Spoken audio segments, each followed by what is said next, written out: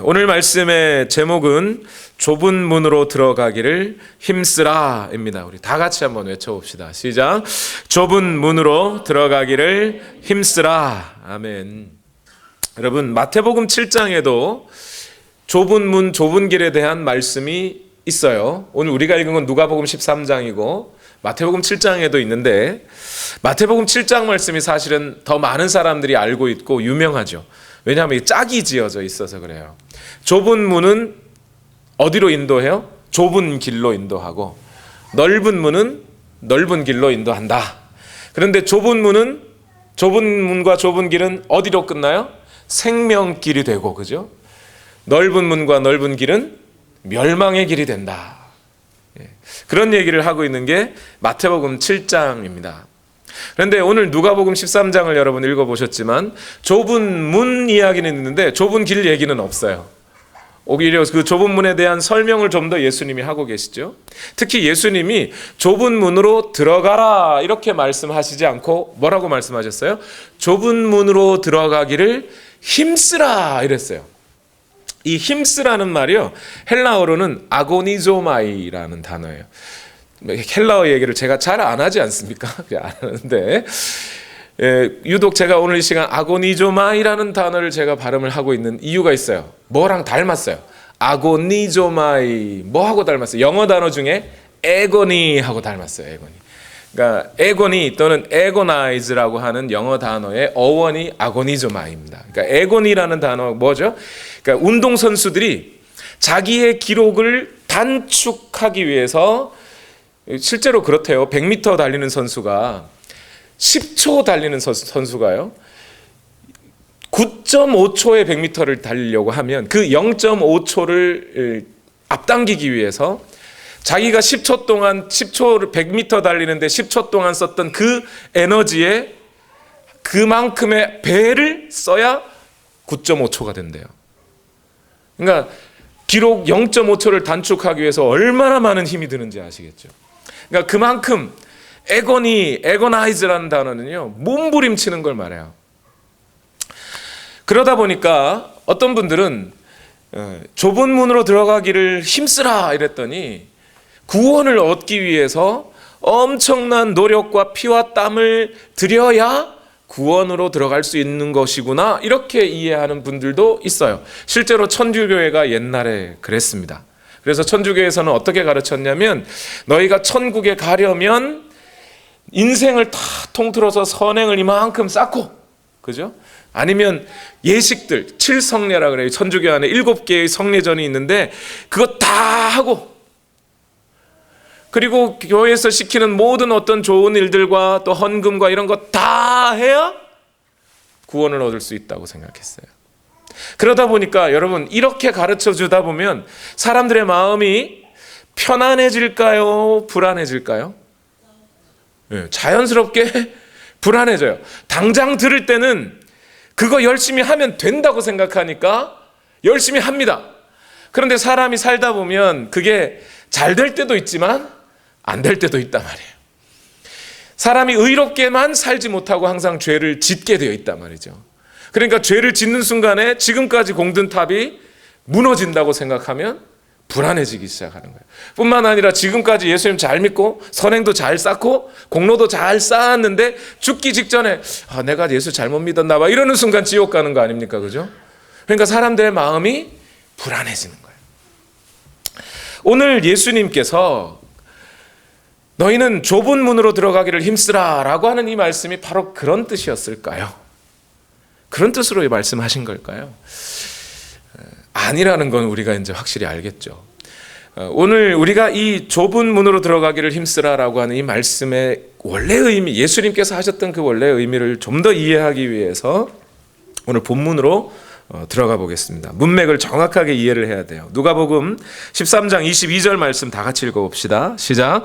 예수께서 여러 성읍과 마을에 들르셔서 가르치시면서 예루살렘으로 여행하셨다.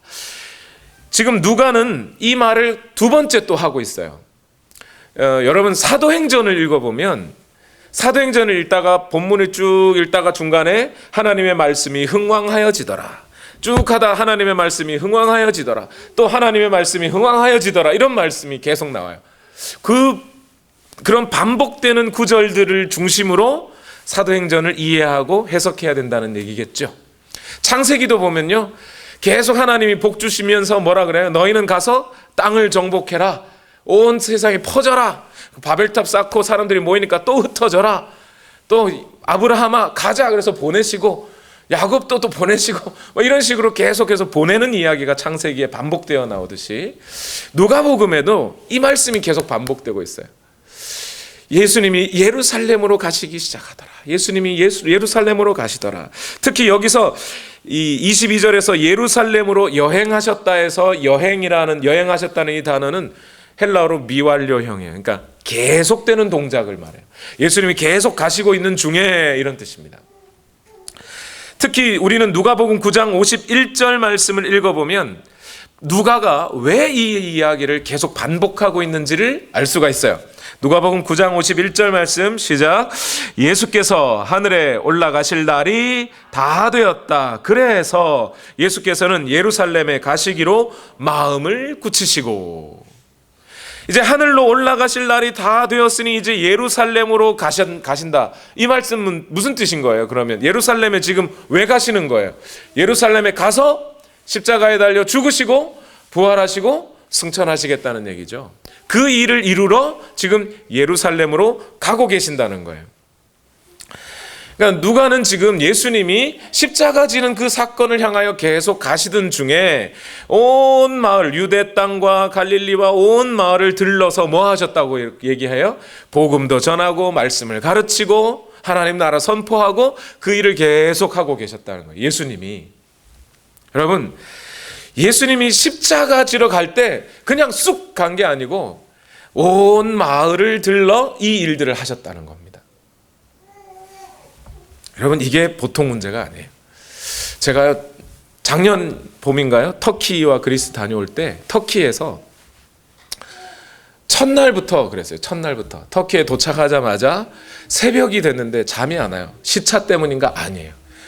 새벽 한 4시 정도 되니까 바깥에서요,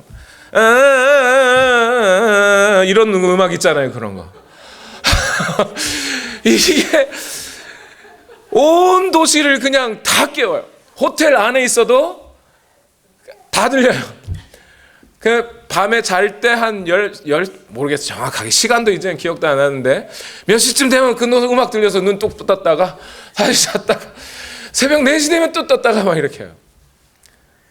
이거 생각해보면 이게 무슨 뜻이냐면, 여러분, 우리는 지금 선교지에서 복음 전하고 있는 선교사님들의 보고를 그냥 숫자로 받아요. 뭐 몇 년 몇 월 며칠에 뭐 했는데 몇 명이 결신했고 뭐 이런 얘기를 숫자로 받지만, 그 숫자 속에 현지에서 활동하고 있는 선교사님들은 전쟁과도 같은 매일 밤 그런 영적인 전쟁들을 싸우면서 복음을 전하고 계시다는 거예요.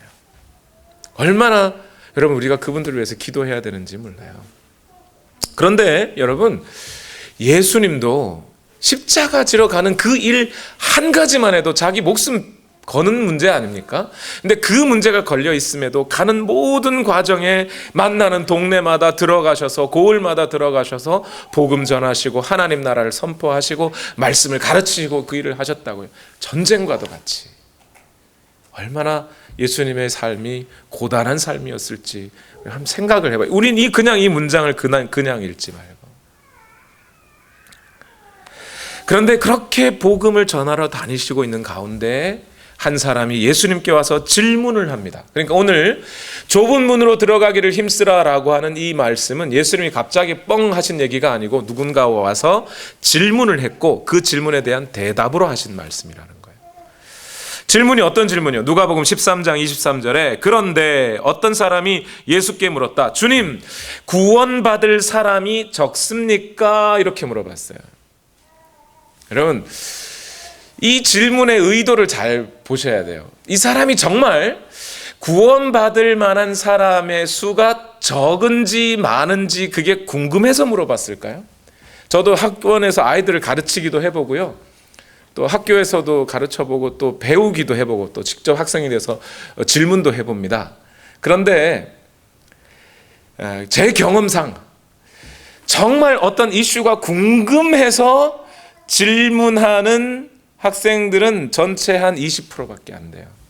나머지 한 80%는 다른 어떤 의도를 가지고 질문을 합니다. 자기의 지식을 좀 드러내보고 싶다거나 아니면 선생님한테 딴지를 걸고 싶다거나 하면서 그 딴지 걸기 위해서 선행되는 질문을 물어보는 뭐 이런 방식들이 사실 많아요. 예를 들자면 이런 거죠. 아이들이 손 들고 이제 뭐 선생님이 다 학교 끝나고 이제 집에 가 이러고 있을 무렵에 애들이 손 딱 어떤 애가 손 들고 선생님 숙제 검사는 안 해요? 이거 왜 그런 거죠? 왜 질문하는 거예요, 이거? 정말 숙제 검사 하는지 안 하는지가 궁금한 것이 아니고 나는 숙제해 왔는데 그죠? 선생님이 숙제를 검사를 하셔야 내가 좀 안 해온 애들은 좀 두들겨 맞고 그죠? 그걸 바라면서 묻는 거잖아요. 이 친구도 이분이 친구인지 난 누군지 모르겠지만 이분도 뭐 하고 싶은 거예요? 자기는 어떤 사람이라는 거예요 지금? 구원 받은 사람으로 인정받고 싶다는 거죠 지금. 나는 구원받은 나 정도면 좀 구원받은 사람 정도 되지 않을까요? 하면서 지금 이제 구원받는 사람의 수가 적은가요? 예수님? 이렇게 물어보는 거예요. 그게 아니라면 무슨 뜻이겠어요? 이 사람이 뒤에 보니까 유대인이에요. 그죠? 근데 유대인이 예수님에게 와서 물었어요. 이방인들이 아직까지 예수님께 안 왔으니까 유대인이 맞겠죠. 그러니까 유대인으로서 자기는 구원을 받으려면 어떻게 해야 된다고 생각해요? 율법을 지키고 아브라함의 후손 할례받은 자여야 하며 그죠? 그렇게 하나님 앞에 의로운 자로 살아가야만 구원이라고 믿고 살아왔어요. 그런데 예수님이 전하는 말씀을 들어보니까 또 예수님 이전에 침례 요한이 와가지고 전하는 말씀을 들어보니까 너희 아브라함의 후손이라고 다 하나님 나라 백성이 될 거라고 생각지 마라 막 그러잖아요. 침례 요한이 또 뭐라 그랬어요? 회개에 합당한 열매를 맺고 나와라 막 이런 얘기 하잖아요. 그러니까 이 사람은 지금 뭘 하고 싶은 거예요? 딴지 걸고 싶은 마음도 있었을 것 같아요. 예수님 그렇게 복음 전해가지고 어디 유대인들이라도 예수 당신 믿겠습니까? 당신 말을 믿겠습니까? 당신이 지금 그렇게 하나님 나라 운동을 펼쳐가고 있는데 그런 식으로 사람들에게 복음을 전해봐야 하나님 나라 그 운동에 합류할 만한 사람이 얼마나 되겠습니까? 그렇게 전하지 마십시오라는 딴지를 걸고 싶은 것이 그 마음속에 있었던 것으로 제 눈에는 보입니다. 여기는 안 적혀 있어요, 성경에는. 그러나 대부분 질문들은 그러한 방식으로 이루어지고 있더라는 거예요. 그러면 여러분 한번 이 질문의 상황을 한번 생각해 보세요. 예수님은 지금 자기의 목숨을 걸고 예루살렘을 향하여 가면서 만나는 고을마다 그 잃어버린 영혼들을 찾기 위해서 전쟁과도 같은 씨름을 싸워가며 지금 복음을 전하고 있는데 그 앞에서 당신의 하나님 나라 운동이 그래가지고 어디 부흥이나 하겠습니까? 어디 많은 사람들이 믿기나 하겠습니까? 하는 그런 딴지 걸고 싶은 질문이 들어온 거잖아요. 이거 예수님 앞에 얼마나 경솔한 일인지 참 모르는 거예요, 사실은. 예수님의 발걸음을 한마디로 힘 빠지게 만들어버리는 그런 질문이지요. 그런데 이 질문에 예수님이 대답을 하십니다. 오늘 누가복음 13장 24절에서 27절까지 다 같이 한번 읽어봅시다. 시작. 너희는 좁은 문으로 들어가기를 힘써라. 내가 너희에게 말한다. 들어가려고 해도 들어가지 못하는 사람이 많을 것이다. 집 주인이 일어나서 문을 닫아버리면 너희가 밖에 서서 문을 두드리면서 주인님 문을 열어주십시오 하고 졸라도 주인은 너희가 어디에서 왔는지 나는 모른다 하고 대답할 것이다. 그때에 너희가 말하기를 우리는 주인님 앞에서 먹고 마셨으며 주인님은 우리를 길거리에서 가르치셨습니다 할 터이나 주인이 너희에게 말하기를 나는 너희가 어디에서 왔는지 모른다. 불의를 일삼는 자들아 모두 내게서 물러가거라 할 것이다. 구원받을 만한 사람이 많습니까? 라는 질문에 예수님이 즉답은 안 하셨어요. 직접 많다, 적다 이렇게 대답은 안 하셨어요. 대신 예수님이 좁은 문으로 들어가기를 힘써라 이렇게 얘기하셔요. 1차적으로 예수님의 대답을 생각해 보면 좁은 그 구원으로 들어가는 문이 좁다라는 얘기는 구원받을 사람이 많다는 거예요, 적다는 거예요? 적다는 거예요. 이 적다는 것의 기준이 뭔지는 모르지만 적어도 우리가 예상하는 것보다는 적을 것임이 분명합니다. 그렇다는 얘기죠. 예수님의 말씀은 일단은. 그러면서 예수님은 그럼 이 좁은 문이 어떤 문인가? 파리의 개선문 같은 문은 아닌 것 같은데, 그죠? 그 좁은 문이 어떤 문인가에 대해서 설명을 해 주십니다. 크게는 두 가지로 지금 설명하시는데, 첫 번째, 이 좁은 문은 어떤 문이냐? 많은 사람이 들어가려고 해도 들어갈 수 없는 문. 문이 좁아서 많이 못 들어가요.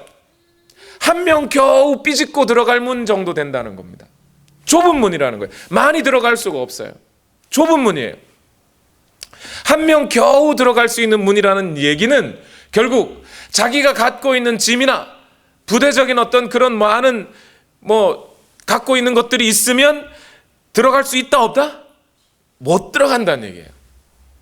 이게 무슨 의미하고 같은 거냐면 단순히 물리적으로 문이 좁다 그냥 이렇게만 이해하지 마시고, 이 좁은 문의 의미가 많은 사람들이 못 들어간다 이 얘기는 어떤 의미가 되냐면요, 여러분 한국전쟁에서 일사후퇴 때 피난 내려온 사람들, 그 사람들 얘기를 한번 생각해 보세요.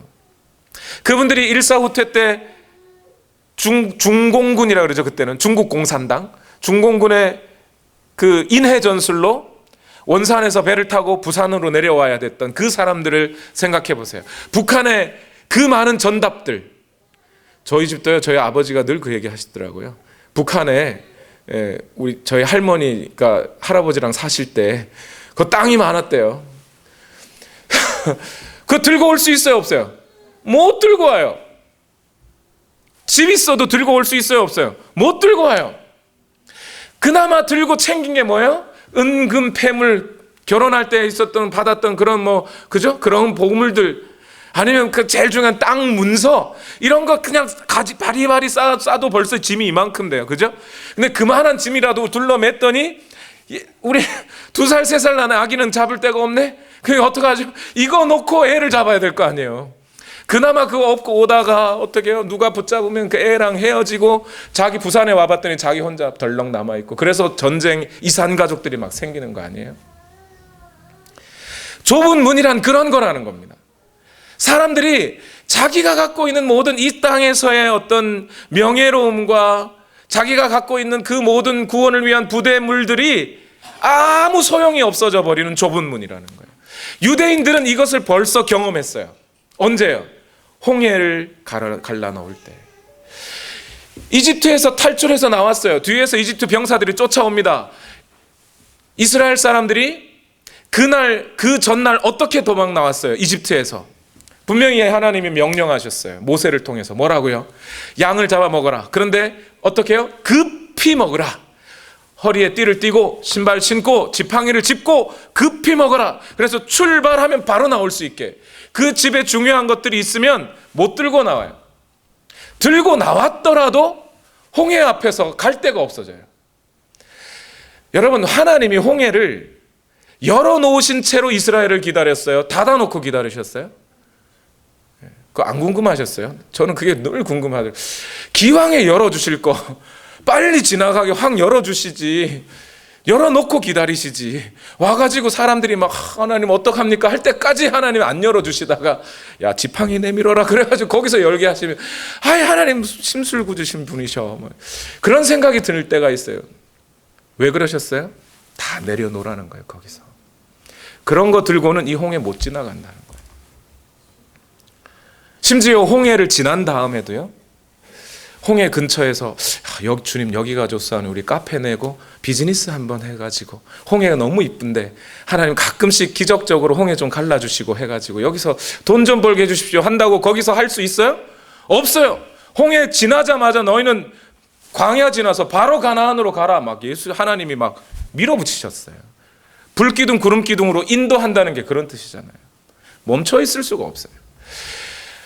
하나님의 나라로 들어가는 그 문은 좁은 문이라 우리가 들고 있는 그 모든 재물들 가지고 들어갈 수 있는 곳이 아니란 말이에요. 바로 그런 의미인 겁니다.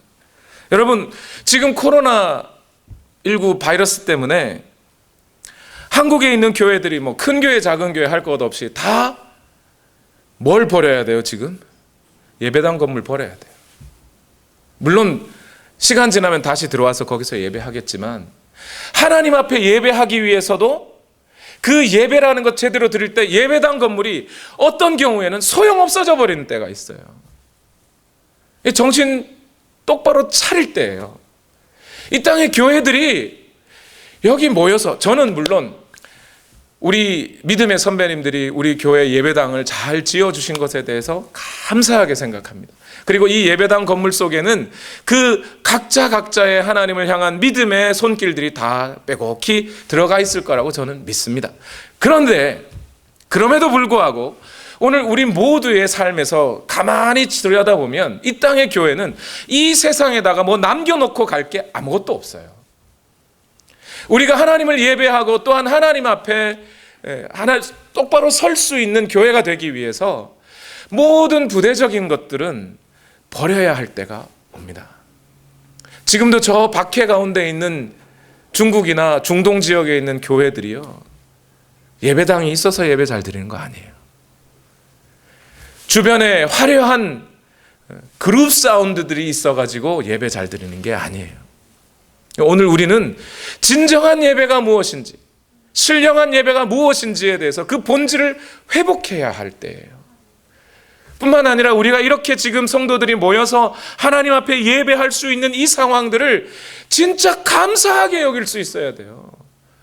이 예배 드리는 것 자체를 우리는 너무나 소홀히 여기고 그저 내가 은혜 받았나 안 받았나 그 기준으로만 예배를, 좋은 예배 나쁜 예배 따져버렸던 거, 얼른 그 습관 버려야 됩니다. 하나님 앞에 영과 진리로 예배할 때가 온다. 분명히 예수님이 말씀하셨던 그 예수님의 말씀대로 오늘 우리가 지금 예배하는 것을 영과 진리로 예배하고 있는지를 돌아보고 하나님 앞에 똑바로 서야 될 때예요.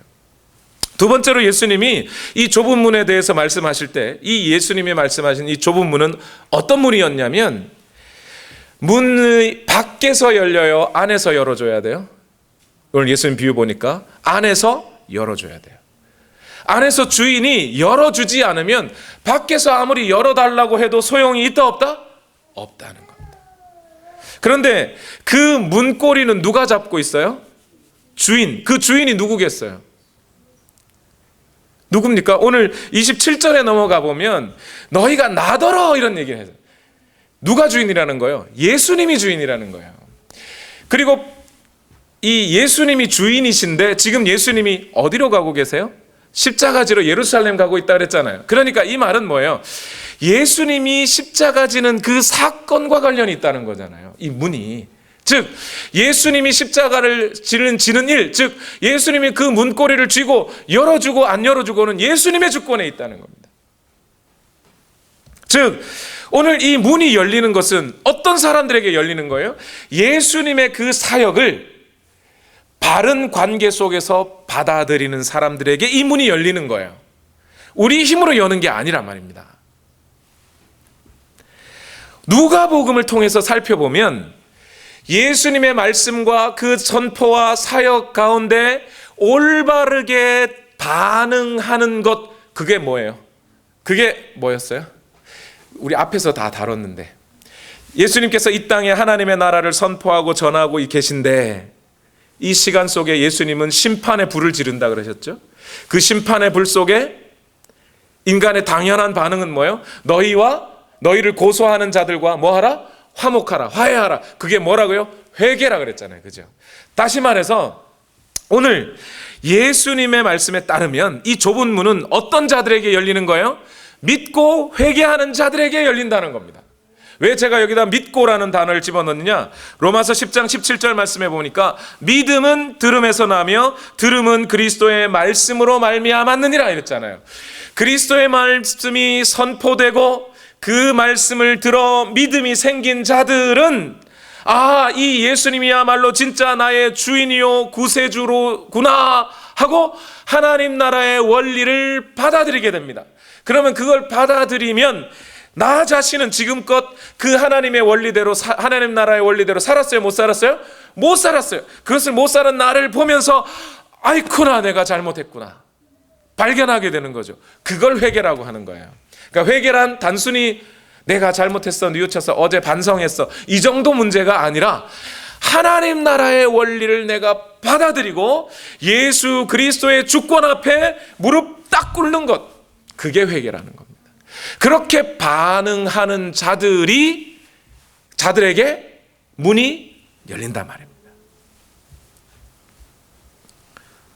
이거 설명하더라.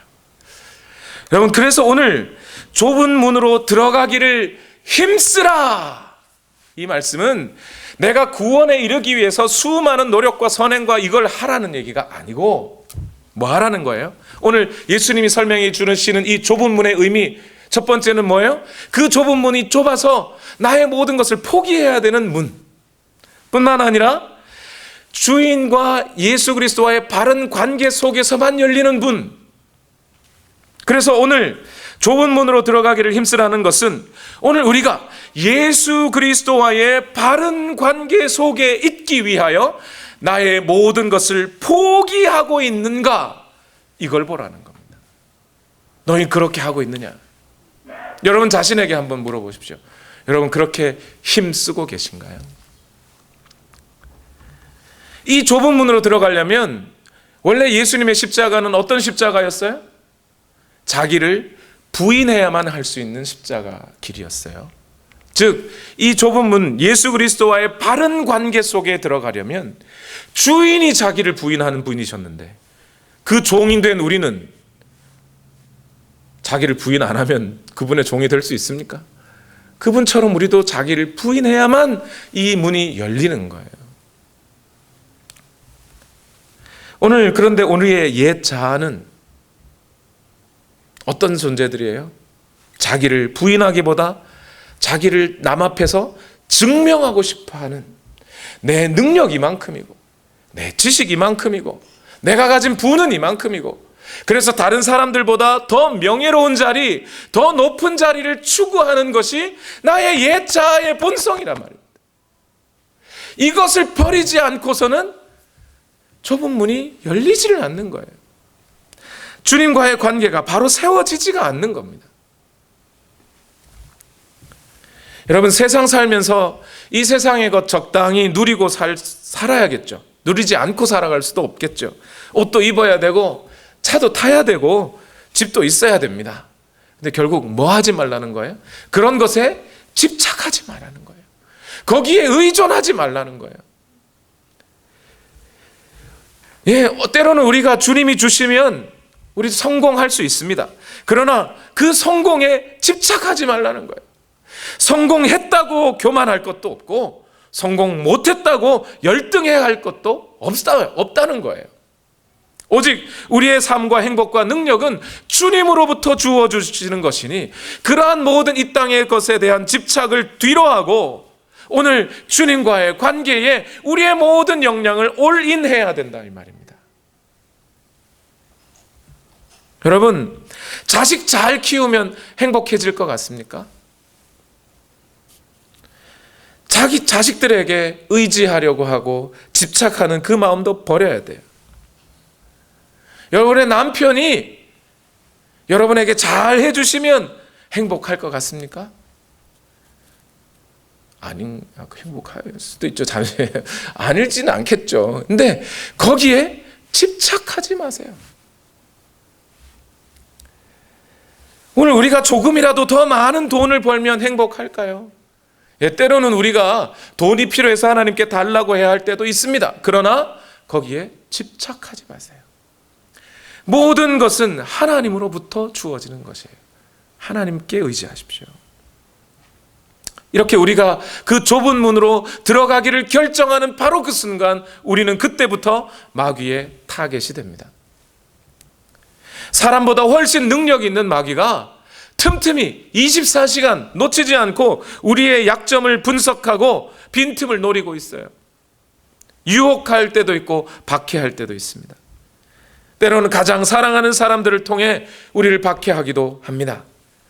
그래서 믿는 사람들은 예수님과의 관계가 바로 세워지기 위해 모든 것을 올인하고 있는 이 사람들은 외로움을 각오해야 됩니다. 이 세상에서. 이 세상에는 좁은 문으로 가려는 사람이 그렇게 많지 않습니다. 자기를 부인하고 살려는 사람들이 많지가 않습니다. 그래서 하나님의 사람들은 뭐가 되기를 각오해야 돼요? 이 세상에서 왕따 되기를 각오해야 돼요. 어떤 목사님이 그러더라고요. 왕따는 왕을 따르기로 한 사람이라고. 이렇게 왕을 따르기로 한 사람들은 세상에서 따돌림 받을 것을 각오해야 합니다. 그래서 교회로 부르심을 받은 우리 모두는 함께 서로 격려하며 마음을 합하며 살아야 하는 거예요. 이런 믿음의 공통 분모를 가진 사람들이 서로 모여서 격려하고, 그래야 이 험한 길을 같이 갈 수가 있게 돼요. 그런데 오늘 26절에 보니까 어떤 이야기를 하셔요? 예수님이 이 문 밖에서 못 들어온 사람들이 예수님께 간청한다는 거예요. 주인에게 문 열어달라고. 뭐라고 그러면서요? 주인님, 당신이 우리와 함께 먹고 마셨지 않습니까?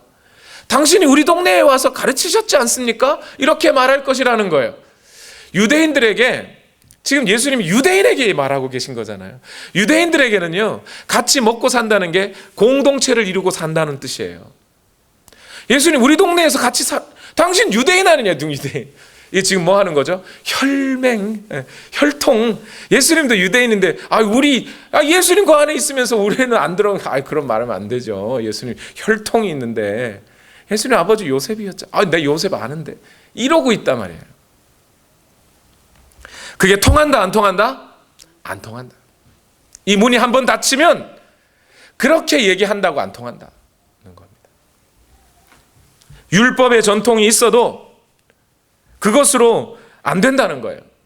우리는 이 말씀을 오늘날 교회라고 하는 울타리 안에 있는 사람들에게 하시는 말씀으로 들을 줄 알아야 돼요. 그 귀가 열려야 돼요, 여러분.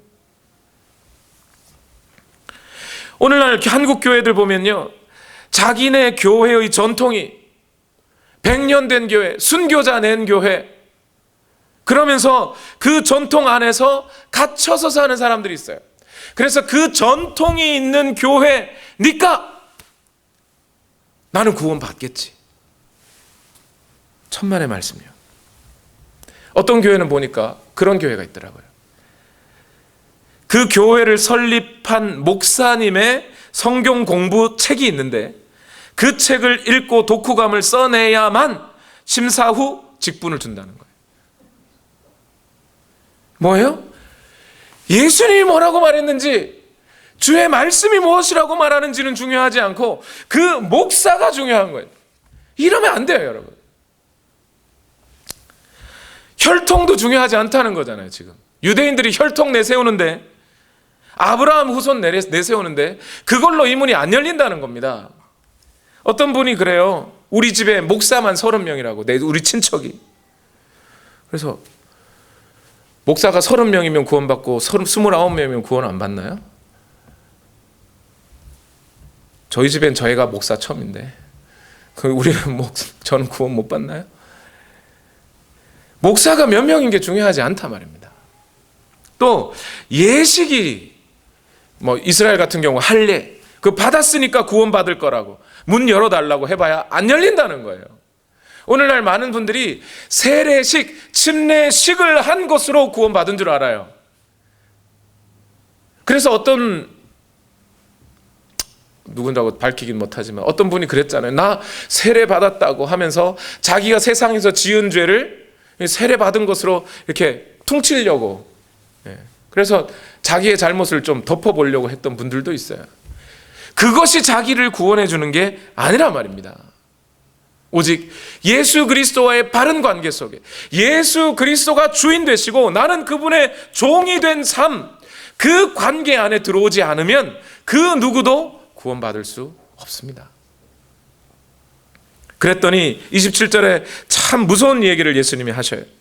문 밖에서 호소하는 사람들에게 예수님이 뭐라고 한다고요? 나 너 모른다. 너 누구니? 너희는 내 말을 듣기도 했고 이스라엘의 전통 속에 어떤 할례식이나 선행이나 공로나 그것을 위해 엄청난 노력을 했을지 몰라도 나의 십자가와 너의 삶이, 너의 가슴이 공유되지 않는다면, 십자가의 문을 통하여 들어온 것이 아니라면 나는 너희를 도무지 알 수 없다. 그러니 오늘 우리는 어디에 집중해야 돼요? 내가 주님을 위해 무엇을 얼마나 했느냐가 중요한 게 아니라 주님이 우리를 향하여 피 흘려주신 그 십자가의 공로, 그것이 오늘도 새롭고 내일 아침도 새로워야 하고요, 내일 모레 아침에도 또 그 공로 붙잡고 하나님 앞에 서는 거예요.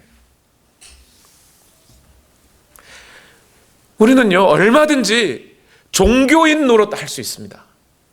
종교인으로 흉내낼 수 있습니다. 무늬만 그리스도인 할 수 있어요. 북어 맛 나는 무국이 될 수도 있어요. 맛만 나고 북어는 없는. 얼마든지 기독교인이 그렇게 살 수 있어요. 교회만 열심히 다니고, 뭐 기도 같은 것도 얼마나 인터넷에 기도문 많아요. 그런 거 이렇게 잘 보고 해서 기도하고, 그러면서 뭐 필요할 때 헌금도 내고, 그러면서 아, 나는 이제 그리스도인이 다 됐구나 스스로 생각할 수 있어요. 얼마든지 속을 수 있어요. 그러나 그렇게 한다고 우리에게 구원이 오는 게 아니란 말입니다. 내가 종으로서 내 온 인생을 주인 되신 주님 앞에 완전히 올인하는 그러한 삶에 집중이 없이는 그거 연기한다고 되는 것도 아니고요. 그렇게 하나님 앞에 집중할 때, 아니 이 집중이라고 하니까 이것 역시도 여러분 무슨 행위로 들으시면 안 돼요. 예수 그리스도를 알고 그 안에 믿음이 있는 자들은 그렇게 될 수밖에 없어요, 사실. 이어서 예수님이 이 좁은 문과 관련해서 중요한 세 가지 교훈을 말씀해 주셔요.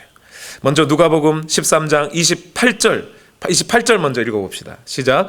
아브라함과 이삭과 야곱과 모든 예언자는 하나님 나라 안에 있는데 너희는 바깥으로 쫓겨난 것을 너희가 보게 될 때에 거기서 슬피 울면서 이를 갈 것이다. 여러분, 이 구절을 자꾸 내세로 보내지 마세요. 그럼 왜냐하면 28절, 29절 가면 다시 현세로 돌아가야 돼요.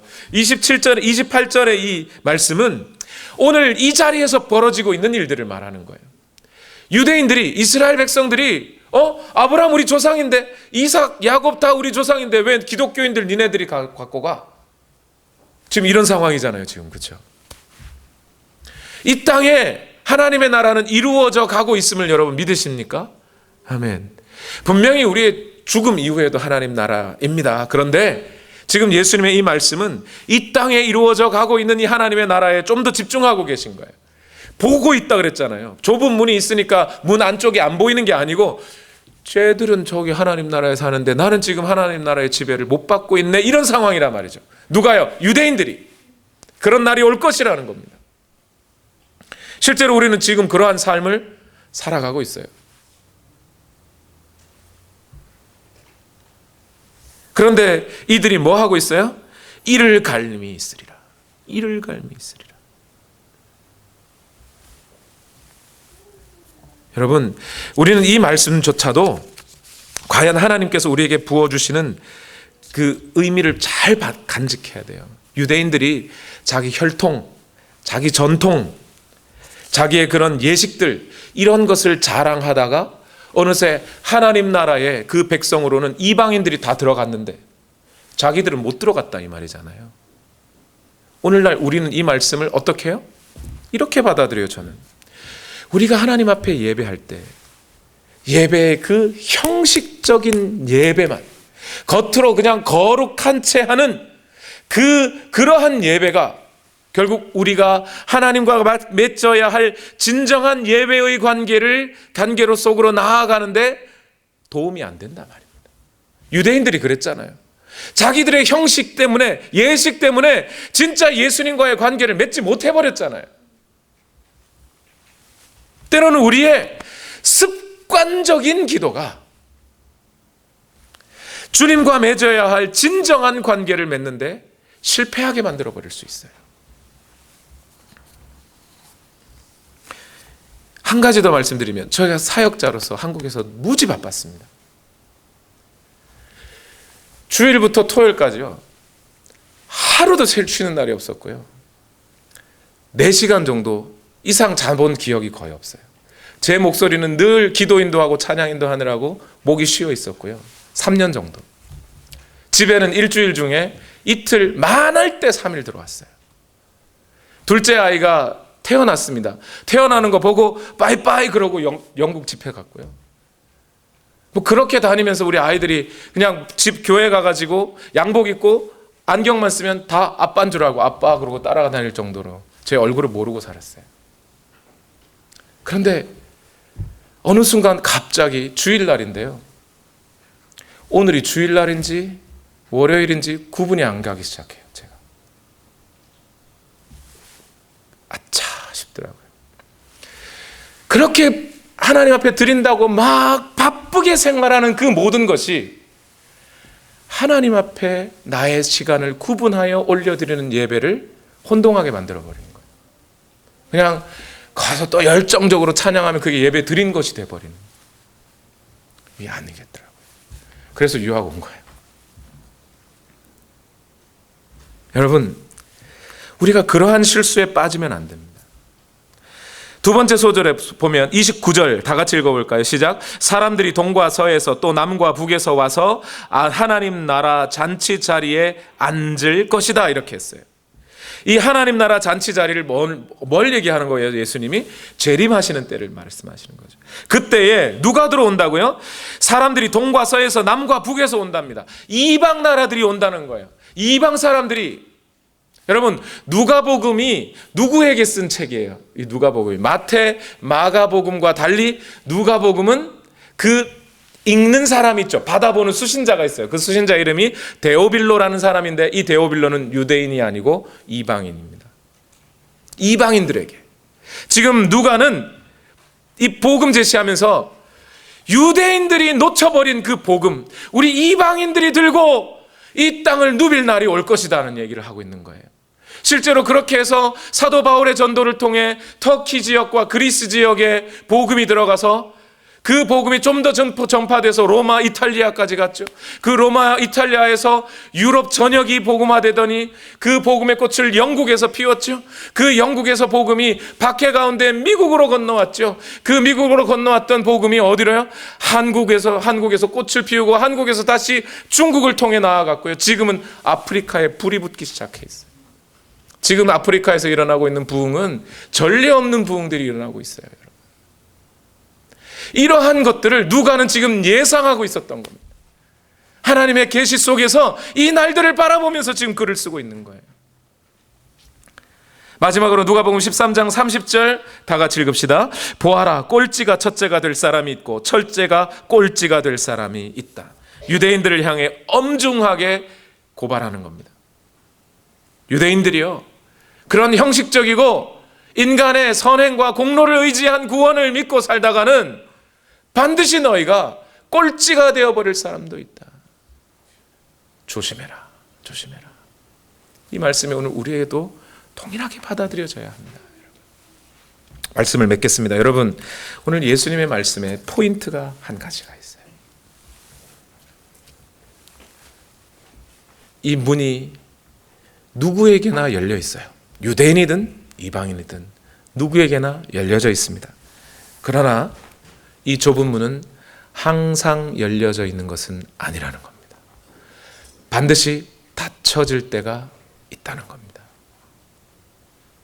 그 문이 닫히고 난 다음에는 문 밖에서 제 아무리 두드려도, 주님과의 외적인 관계를 가지고 제 아무리 이야기를 해도 문이 열리지 않을 거라는 겁니다. 우리가 예수님 믿을 때가 있어요. 어떤 분들이 돈 벌면 예수 믿는데요, 공부 마치면 예수 믿는데요, 좀 집안이 좀 평안이 찾아오면 예수 믿는데요. 그분들 돈 벌면 예수 믿습니까? 안 믿어요. 오히려 돈 없는 그때가 예수 믿을 수 있는 가장 좋은 때예요. 육적으로 보면, 세상의 눈으로 보면 우리가 고난당하고 가난하고 고통스러울 때가 아주 저주받은 때인 것처럼 보여질지 모르지만 영의 눈을 열고 보면 그때가 복받은 때예요. 왜요? 그때 예수님 믿으니까요. 대부분 그때 구세주를 찾으니까요. 근데 오늘 말씀은 그것뿐만이 아니라, 우리가 믿을 때가 있다는 정도만이 아니라 그 문을 주님이 닫아버리고 안 열어주실 때가 있다는 겁니다. 지금은 그 문이 열려져 있는 것 같지만 이제 주님의 재림이 이루어지고 나면, 그날이 언제일지 알 수 없으나 그날이 오면, 그 위대한 일들이, 주님이 이 땅에 다시 오시는 그날이 오는 것을 누구 이 세상 천하 만민들이 다 본다 해도 그때는 이미 늦은 때라는 겁니다. 자신이 유대인이었든 아니었든 상관없이 문이 닫히고 만다는 겁니다. 그러니 이 땅을 살아가는 교회들이요, 지금 이 순간 그 문이 닫히기 전에 내가 지금 주님과 바른 관계 속에 들어와 있는지를 항상 점검하십시오. 뿐만 아니라 그 문이 닫히기 전에 오늘 저와 여러분 주변에 그 문을 통과하지 못하고 살아가고 있는 그 수많은 사람들에게 제발이지 복음을 좀 전하십시오. 주님의 간곡한 부탁이, 여러분이 그분을 주인으로 모시고 산다면, 저와 여러분이 주인으로 모시고 사는 분이 예수 그리스도라면, 그 예수 그리스도는 어떠하신 분이셨어요? 십자가 지러 가는 그 길조차 복음을 증거하고 하나님 나라를 선포하고 자기 유익 구하지 아니하고 죽어가는 영혼 살리기 위해 끝까지 모든 마을을 다니면서 복음 전하셨던 분이란 말입니다. 그렇다면 그분이 오늘 우리의 주인이시라면 제발 부탁인데 선교합시다. 복음 전하십시다. 여러분 주변에 그 사람이 누구든지, 가족이든 친척이든 친지든 친구든 잘 모르는 사람이든 인종이 누가 되었든지 간에, 피부색이 어떠하든지 간에, 나이가 어떠하든지 간에, 그들이 그 예수 그리스도에 의해 열려지는 좁은 문과 관련된 사람들이 아니라면 제발 복음 전하여 주님 앞으로 돌아오게 하는 그 일들에 최선을 다해 주시길 예수님 이름으로 부탁드립니다. 기도합시다. 우리 시간 기도하실 때에 이 세상이 참 어수선합니다. 지금. 그럼에도 오늘 우리가 고백할 게 있습니다. 나는 주만 바라봅니다. 오늘 이 찬양 먼저 드리고 기도합시다. 하나님의 사랑을 사모하는 자, 하나님의 평안을 바라보는 자,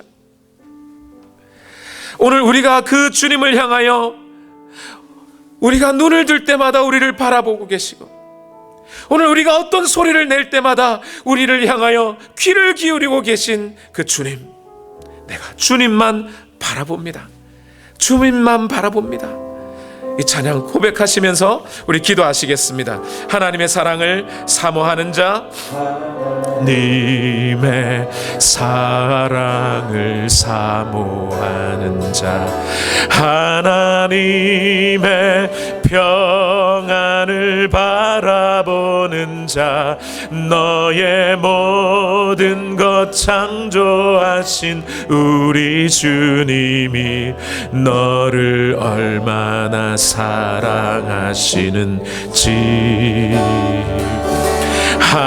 하나님께 찬양과 경배하는 자, 하나님의 선하심을 닮아가는 자, 너의 모든 것 창조하신 우리 주님이 너를 자녀 삼으셨네. 하나님 사랑의 눈으로, 사랑의 눈으로 너를 어느 때나 바라보시고, 하나님 인자한 귀로서 언제나 너에게 기울이시니, 어둠의 밝은 빛을 비춰주시고, 밝은 빛을 비춰주시고, 너의 작은 신음에도 응답하시니, 너는 어느 곳에 있든지 주를 향하고 주만 바라볼지라. 우리 이 시간 이 찬양을 다시 한번 올려드릴 때에 우리 찬양 가사 하나를 바꿔 부르십시다. 너를 얼마나 사랑하시는지, 거기에 나를 얼마나 사랑하시는지로 바꿔보십시다. 그러면 지금 하나님이 오늘 나에게 얼마나 많은 관심을 기울이고 계신지를 알 수가 있습니다. 그리고 우리는 이렇게 고백합니다. 나는 주만 바라봅니다. 다른 어떤 것이 아닙니다. 이 세상의 능력자나 명예나 돈이나 권력이나 그러한 것을 바라보지 않습니다. 주님, 내가 나의 능력을 증명하기를 원하는 것이 아닙니다. 나를 부인합니다. 오직 예수 그리스도의 십자가만을 바라보고 가오니 주여 나를 붙잡으시고 인도하여 주시옵소서. 우리 그 믿음 가지고 우리 다시 한번 이 찬양 드립시다. 하나님의 사랑을 사모하는 자, 하나님의 사랑을 사모한, 하나님의 평안을 바라보는 자, 나의 모든 것 창조하신 우리 주님이 나를 얼마나 사랑하시는지. 아멘. 하나님께 찬양과 경배하는 자, 하나님께 찬양과 하나님의 선하심을 닮아가는 자, 선하심을 닮아 나의 모든 것 창조하신 우리 주님이 나를 자녀 삼으셨네. 아멘. 주님이 그 문을 열어주셨습니다. 하나님 사랑의 눈으로, 사랑의 눈, 나를 어느 때나 바라보시고 하나님 인자한 귀로서, 하나님 인자한 귀 언제나 나에게 기울이시니. 아멘. 어두움에 밝은 빛을 비춰주시고, 밝은 빛을 비춰 나의 작은 신음에도 응답하시니, 나는 어느 곳에 있든지 주를 향하고 주만 바라볼지라. 다시 고백합니다. 하나님 사랑의 눈으로, 하나님 사랑의 눈, 나를 어느 때나 바라보시고, 주님 나를 자녀 삼아주시고 오늘 나를 바라보시며 그 문을 열어주시니, 주여 주님을 인정합니다. 언제나 나에게 기울이시니. 아멘. 어둠에 밝은 빛을 비춰주시고 나의 작은 신음에도 응답하시니, 나는 어느 곳에 있든지 주를 향하고 주만 바라볼지라. 주만 바라봅니다. 주만 바라봅니다. 주만 바라봅니다. 주만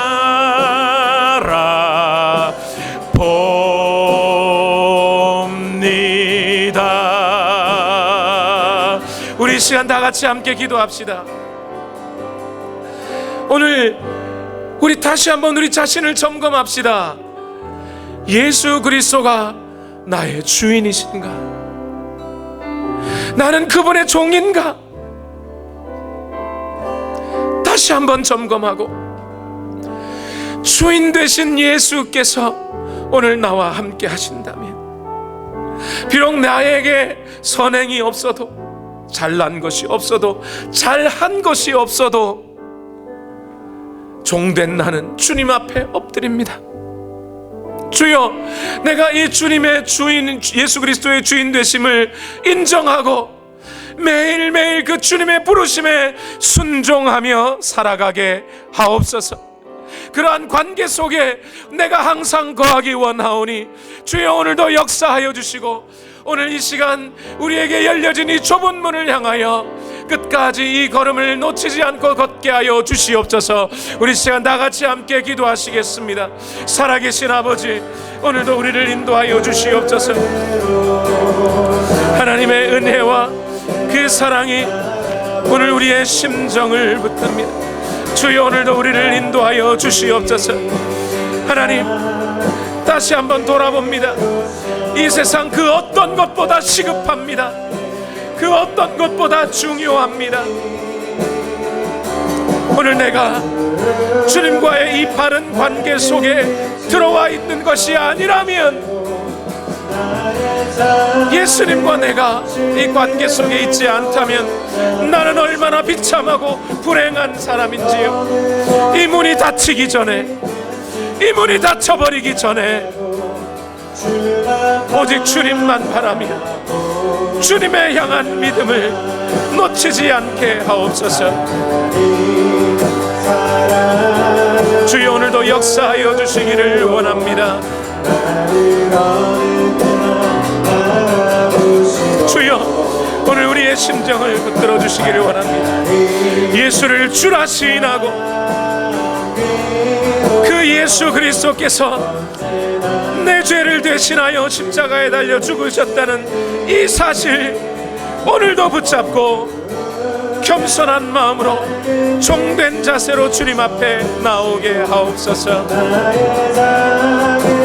신음에도 응답하시니 너는 어느 곳에 있든지 주를 향하고 주만 바라볼지라. 우리 시간 한 가지 더 기도하실 때에 우리 주님 앞에 우리 주변에 있는 영혼들의 안타까운 사정을 볼 수 있는 영의 눈이 열리게 해달라고 좀 기도하십시다. 만약 우리에게 맡겨진 영혼들 그 손 잡지 못하고 이 좁은 문 통과한다면 우리 하나님 앞에, 우리 주님 앞에 얼마나 부끄러울 수밖에 없을까요? 우리 이 시간 주여 우리 눈에 이 영의 눈이 열리게 하여 주셔서 우리의 가족들, 우리의 친척들, 우리 주변의 이웃들, 때로는 내가 알지 못하는 그 모든 인종과 사회적인 지위를 초월한 그 모든 사람들에게 우리 주 예수 그리스도의 복음을 증거할 만한 믿음이 있어야 하는데, 주여 우리의 눈이 열려서 그들의 안타까운 사정을 보고 우리 주 예수 그리스도의 그 애절한 부탁을 우리가 듣는 귀가 열려서 주여 복음 증거하기에 견딜 수 없는 마음이 우리 안에 좀 뿌릴 듯 일어나기를 원합니다. 이 안타까운 마음 가지고 주의 복음 증거할 수 있도록 주여 우리를 붙들어 주시고 우리 안에 그 마음 허락하여 주시옵소서. 우리 다 같이 함께 기도하시겠습니다. 살아계신 아버지, 우리 온누리 교회 안에 이 주님의 부탁을 들어드릴 만한 마음이 있기를 원합니다. 우리의 눈이 열리기를 원합니다. 그래서 이 세상을 향하여 선교하고 주의 복음 전해서 우리 주님의 부탁 제발 들어드릴 수 있는 그런 믿음 있는 우리 모두가 되기를 원합니다.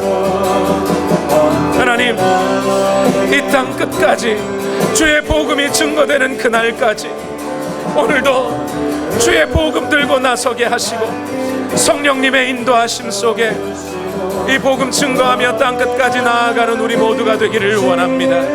주여 역사하여 주시고 하나님의 은혜로 충만하게 살아가게 하옵소서. 오늘도 역사하여 주시기를 원하오니 주여 오늘 우리 안에 이 마음 넘치기를 원합니다. 우리의 영의 눈이 열려서 주님 영혼의 사정을 보게 하시고 오늘도 그 하나님의 은혜로 충만한 삶을 살아낼 수 있기를 원합니다. 주여 역사하여 주시옵소서. 주여 우리의 마음을 붙들어 주시옵소서. 하나님이 역사하여 주시기를 원합니다. 주님 인도하여 주시옵소서.